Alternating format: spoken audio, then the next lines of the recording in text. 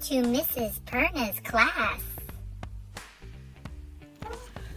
Ladies and gentlemen, I'm going to show you how to use what's called a chisel tip marker. A chisel tip marker has that square tip on the end.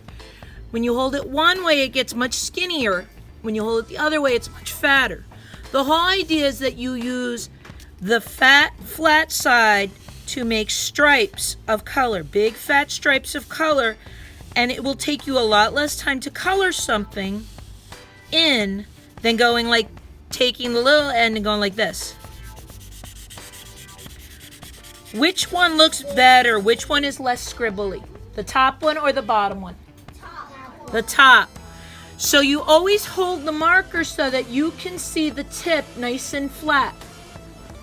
And then you take that and you lay it down and you draw a nice fat line. You might have to turn the marker around. If it goes like this, is that a fat line? No. Is this a fat line? Nope. Is this a fat line? Yes. So it's like mowing the lawn.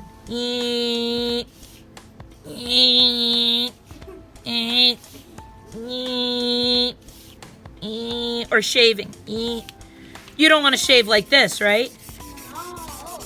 Because that doesn't look nice, does it?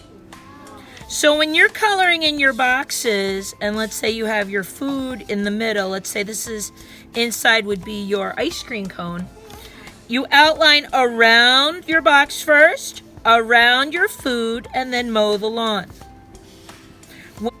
When you're all done, should you color over your food? No, because if you color over your food, you won't be able to see it. So you just keep mowing the lawn, mow the lawn, mow the lawn. Keep mowing the lawn. And then with the end, the very skinny end, you go back and you get rid of any places where you just missed and get rid of that snow. Ta-da! All done. Goes real fast.